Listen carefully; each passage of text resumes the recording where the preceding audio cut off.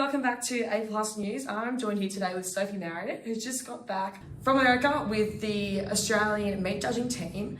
Now, before we get into the tour and what we're doing over there, Sophie, do you want to give us a little bit about your background and maybe how you got into meat judging? Yeah, of course. So I've just graduated actually from a Bachelor of Agriculture and Bachelor of Business at UNE in Armidale. I have always had a love for the beef industry. I finished school and did a few years in North Queensland on a cattle station, and then sort of my love for the industry has only increased over my 4 years at uni. And I got into meat judging just through like word of mouth, just through other people who've done it at college. So Yeah, and now to someone who's unfamiliar with meat judging, can you run us through what that involves and maybe what a competition would look like? Yeah, so the competition itself is set up in the cold rooms of an abattoir, and it basically involves judging of different primal cuts and whole carcass judging of beef, lamb and pork.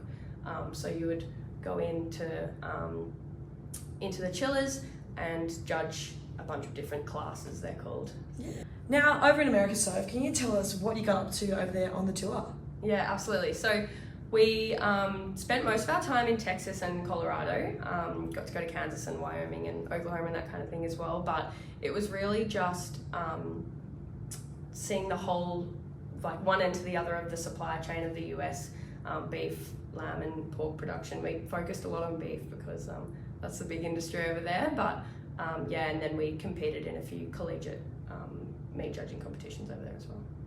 What was one difference you really noticed over there compared to Australia? So many differences, but I would say primarily just the scale of production over there. I mean, from seeing 100,000 head feedlots to processing plants that are processing 5,500 head a day, it was just amazing to see production on that scale. In your opinion, what is something that you've taken away from doing meat judging and competing over the years and the tour? What's like one thing you've really taken away from there? I have taken away so much from ICMJ. I couldn't recommend it more to any students who are looking to do it, but I would say probably two things. Product knowledge, so going into someone who's just starting their career in the meat industry, it's really important, I think, to get in and get your hands dirty, and there's no better way to learn the product than to be in there and be grading in and learning about it in the abattoirs. And then also industry connections. I mean, it's who you know, not what you know, right? Yeah, that's it. Now, in your opinion, what is the easiest and the trickiest to judge?